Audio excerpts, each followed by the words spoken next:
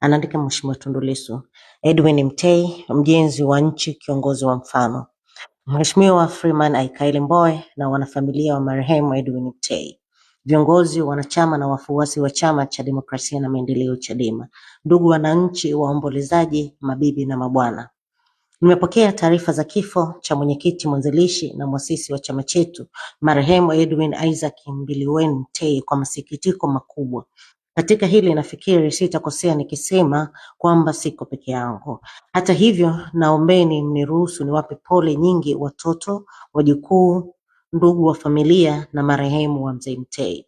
Salamu hizi za rambirambi zinawahusu pia viongozi, wanachama na wafuasi wote wa Chadema popote walipo katika nchi yetu na nje ya nchi. Aidha, mzee Mtei alisimama katika mstari wa mbele kabisa katika harakati za ujenzi wa nchi yetu. Kwa sababu hiyo, salamu hizi wafikie pia wananchi wote wa Tanzania katika ujumla wao. Maandiko matakatifu yanatufundisha katika Zaburi ya 90 mstari wa 10 kwamba miaka ya kuishi ni 70 au ukiwa mwenye afya 80. Mwenyezi Mungu alimbariki marehemu mzee Mtei kwa kumpa zaidi ya miaka 24 katika gawio lake la kawila la miaka ya hapa duniani na alimzidishia miaka 14 katika nyongeza yake ya miaka 10 kwa wenye afya. W.B. Dubious, kiongozi wa harakati za ukombozi wa Afrika duniani, aliandika katika kusherehekea miaka 90 ya kuzaliwa kwake kwamba kama kuishi hakukupi thamani, busara na maana ya maisha, basi hakuna sababu yoyote ya kuishi. Miaka 94 ya maisha ya marehemu mzee Mtei yalitupa thamani kubwa, yalijaa busara tele na yalikuwa na maana kubwa. Naomba nikope maneno ya Amir bin Sud au kwa jina lake maarufu Andanenga, mtenzi na mshairi maarufu wa Kiswahili, pale aliposema, mzee Mtei alisheheni sifa nyingi sana, njema zisizo idadi, za marefu na mapana, hazipimiki kwa yadi, iliyobaki sisi kushindana. Dua tuombe wadudi, ampokee baba yetu kwa fukisho la ubani, udi na uvumba. Ndugu waombolezaji, marehemu mzee Mtei alikuwa mmojawapo wa wajenzi wakuu wa misingi mikuu ya kiuchumi ya nchi yetu, hasa katika miongo miwili ya mwanzo wa uhuru. Alikuwa mmojawapo wa wasomi mahiri wa kwanza katika fani ya uchumi wa mara baada ya uhuru. Kwa sababu ya umahiri wake, haikuwa ajabu kwamba pale wakuu wa nchi za Afrika Mashariki walipoamua kuvunja iliyokuwa bodi ya sarafu ya Afrika Mashariki na kila nchi kuanzisha benki kuu yake, Edwin Mtei aliteuliwa kuwa gavana mteule, hata kabla ya benki kuu yenyewe haijaanzishwa rasmi. Kwa hivyo, kwa vyovyote vile itakavyokuwa, jina la Edward Isaac Mbiliwen Mtei litahusishwa milele na Benki Kuu ya Tanzania. Jina na saini yake yalikuwa kwenye noti za kwanza kabisa kutolewa na Benki Kuu ya Tanzania kati ya mwaka 1966 na mwaka 1974. Na kati ya mwaka 1978 na 1981 alikuwa waziri wa fedha wa Jamhuri ya Muungano wa Tanzania. Kwa nafasi yake ya gavana wa Benki Kuu na baadaye waziri wa fedha, mzee Mtei alikuwa mmoja wa washiriki wakuu katika kutunga na kutekeleza sera za kiuchumi za serikali ya Mwalimu Nyerere. Historia halisi ya nchi yetu haiwezi kumtenganisha mzee Mtei na Azimio la Arusha lililopelekea utaifishaji wa mali za makampuni na mashirika binafsi na kuanzishwa kwa mfumo wa serikali hodani, njia zote muhimu za uchumi, yote yakifanywa kwa jina la ujamaa na kujitegemea. Na wala historia ya kweli ya nchi yetu haiwezi kumtenganisha mzee Mtei na kushindwa kwa sera hizo kuanzia miaka ya mwisho ya 70. Alikuwa jikoni wakati sera hizo zinaandaliwa na alikuwa mmoja wa wapishi. Heshima yake kuu na mchango wake kuhusu suala hili ambalo historia ya nchi yetu itauenzi milele ni huu: mzee Mtei hakunyamaza mara alipogundua kwamba sera za kiuchumi za serikali yake, sera alizoshiriki kuzitunga na kuzisimamia, hazitekelezeki tena. Mzee Mtei alimkabili Mwalimu na kumweleza ukweli wake kwamba sera za kiuchumi za Azimio la Arusha zilikuwa zimeshindikana kutekelezwa. Mzee Mtei alikuwa na ujasiri wa kumweleza Mwalimu kwa heshima zote kwamba fikra zake za kiuchumi zilikuwa zimefeli, hazikupaswa kuendelea kudumishwa. Kwa ujasiri huo huo, marehemu Mzee Mtei aliwajibika kwa kujiuzulu nafasi pale Mwalimu alipomkatalia ushauri wake huo. Alikuwa na uadilifu wa kuona kwamba haikuwa sahihi kwake kuendelea kutumikia nchi yetu katika masuala ambayo msimamo wake ulikuwa tofauti na msimamo wa kiongozi mkuu wa serikali yake. Leo hii, kwa jinsi ambavyo uchawa kwa serikali umekuwa ni donda ndogo na umekithiri katika ngazi zote za utumishi wa umma na hata katika sekta binafsi, tunaweza kupima kwa kiwango cha juu cha ujasiri wa Mzee Mtei na uzalendo wake kwa nchi yetu.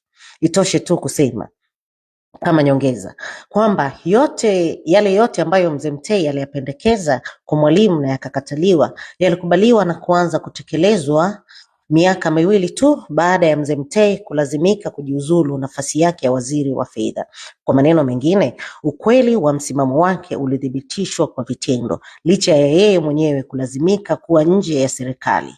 Kwangu mimi hii ndiyo thamani na maana kubwa ya maisha marefu ya Mzee Edwin Mtei.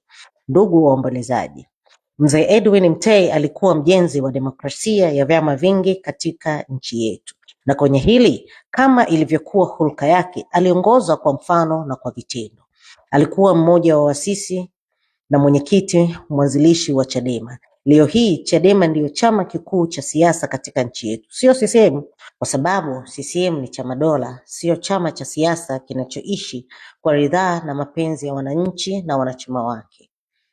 Chadema, chama cha Edwin Isaac Mbilewi Mtei, kimeishi kwa ridhaa na mapenzi ya mamilioni ya Watanzania kwa sababu Mzee Mtei alitufundisha kuwa utumishi wa kisiasa sio biashara au mahali pa kujipatia fedha au vyeo, bali ni huduma na utumishi kwa wananchi. Kama mwenyekiti mwanzilishi, Mzee Mtei hakuwahi kupokea mshahara au posho yoyote kutoka kwa chama. Hakuwahi kupatiwa gari au usafiri wa chama, na wala hakuwahi kuwa diwani au mbunge wa Chadema. Hakuwahi kutumia uongozi wake wa chama kujinufaisha yeye binafsi au watoto wake au ndugu na marafiki zake. Kwa Edwin Mtei, uongozi ulikuwa ni dhamana, sio fursa.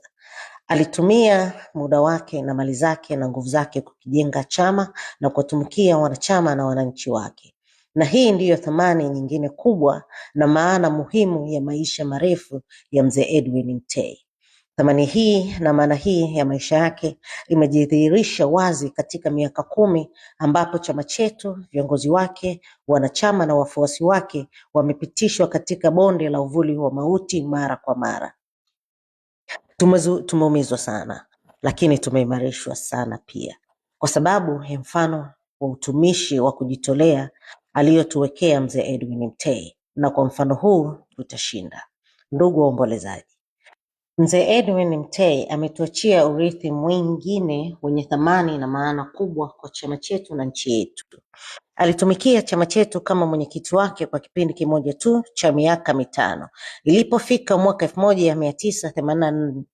1998 akiwa na umri wa miaka 66, Mzee Mtei aliamua kustaafu uongozi wa chama ili, kwa maneno yake mwenyewe, kupisha damu changa, kuchukua uongozi wa chama. Kama angetaka angeweza kuendelea kuongoza chama kwa kipindi kingine kimoja au hata viwili.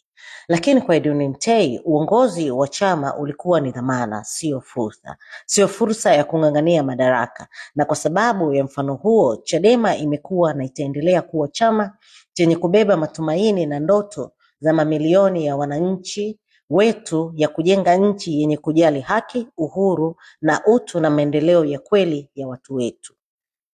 Ndugu waombolezaji, mambo ya kusema juu ya mzee wetu huyu ni mengi na mazuri, hatutaweza kuyamaliza yote kwa muda mfupi tulionao leo. Naomba nimalizie salamu zangu hizi kwa jambo moja ninaloamini ni muhimu kwa nchi yetu. Jambo hili linatudhihirishia aina ya kiongozi ambaye Edwin Mtei alikuwa, na thamani na maana ya maisha yake marefu. Kwa muda mrefu wa miaka ya uhuru, viongozi wetu wa kisiasa hawakujenga utamaduni wa kuandika na kuchapisha vitabu na maandiko yanayohusu historia za maisha na nyakati zao sababu za nyakati historia za maisha yao na nyakati zao baada ya kuondoka madarakani. Mwalimu Nyerere na rika lake lote la kwanza la uhuru waliondoka bila kutuachia simulizi za maisha na nyakati zao na changamoto walizokabiliana nazo kutoka kwenye midomo na kalamu zao wenyewe. Hatuna autobiography au memoir za Mwalimu au Rashid Mfaume Kawawa au za kiongozi mwingine wa rika lao. Kwa sababu ya umbo hili katika kumbukumbu zetu za pamoja, ufahamu wetu kama viongozi wa nchi kuhusu historia yetu wenyewe na kuhusu matukio muhimu ya historia hiyo ni ndogo na wakati mwingine haupo kabisa. Mzee Edwin Isaac Mbiliwe Mtei alitupatia mfano wa namna ya kuondokana na upofu huu wa kujitakia. Mwaka 2009 akiwa na umri wa miaka 77, Mzee Mtei alichapisha From Goth to Government, katika mchunga mbuzi hadi gavana, historia ya maisha na nyakati zake. Kwa sababu ya autobiography hii tumeweza kufahamu mambo mengi kuhusu nchi yetu ambayo pengine tusingeyafahamu. Tumeweza kufahamu kwa mfano jinsi sera za ujamaa na kujitegemea zilivyoipelekea nchi yetu kwenye lindi kubwa la matatizo ya kiuchumi. Tumeweza kufahamu angalau jinsi ambavyo kiongozi mmoja mwenye ujasiri na mwadilifu alivyosimama na kumwambia Mwalimu Nyerere ukweli wa hali yetu halisi na jinsi alivyowajibika kwa sababu ya kusimamia ukweli huo. Kwa sababu ya mfano alionyesha Mzee Mtei, viongozi wetu wengi nao walipata ujasiri wa kuandika na kuchapisha kumbukumbu za maisha yao na nyakati zao. Mwaka 2019, marehemu Rais Benjamin William Mkapa alichapisha My Life, My Purpose, maisha yangu kusudio langu, ambacho kwa kiasi kikubwa ni utetezi wake wa miaka 10 ya urais wake. Kwa kitabu hicho, marehemu Mzee Mkapa naye alituachia maelezo yake binafsi juu ya changamoto alizokumbana nazo katika maisha yake na alivyokabiliana nazo. Pengine kiongozi aliyetupatia kumbukumbu bora zaidi ya maisha ya utumishi wa umma na uongozi wa kisasa ni Mzee Ruksa, marehemu Rais Ali Hassan Mwinyi, ambaye kitabu chake chenye kichwa hicho kilichapishwa mwaka 2022. Kitabu hicho kina hazina kubwa ya taarifa za matukio mbalimbali ya utawala wa Mwalimu Nyerere na ya utawala wa Rais Mwinyi mwenyewe. Tunamshukuru Mzee Mtei kwa kuwa mwasisi wa utamaduni huu mpya wa kisiasa katika nchi yetu. Ndugu waombolezaji, sasa naomba kumalizia salamu zangu hizi. Edwin Isaac Mbiliwe Mtei aliishi maisha marefu na yenye thamani, maana na mafundisho mengi kwetu. Hatupaswi kuomboleza kifo chake, tunapaswa kusherehekea maisha yake marefu. Hatumdai chochote, alikwisha lipa madeni yake yote kwetu na kwa nchi yake na riba juu. Alivipiga vita vilivyo vizuri, alilinda imani yake na sasa mwendo wake ameumaliza. Basi tumshukuru Mwenyezi Mungu kwa maisha mema na marefu, kwa malezi bora aliyotupatia, kwa utumishi uliotukuka na uadilifu wa Edwin Isaac Mbiliwe Mtei. Na sisi sote ambao maisha yetu yaliguswa na kufadhiliwa na baba yetu huyo, tuungane katika dua hii. Mwenyezi Mungu, muumba wa mbingu na nchi, mapenzi yako yametimia, uyasemee makosa ya baba yetu huyu, umwangazie nuru ya uso wako, uiweke roho yake mahali pema peponi. Amina. Na ushukuru kwa uvumilivu wenu, na Mwenyezi Mungu awape nguvu na faraja katika kipindi hiki kigumu. Imeandikwa na Tundu Antipas Lissu, Gereza Kuu la Ukonga, Dar es Salaam, Januari 2026.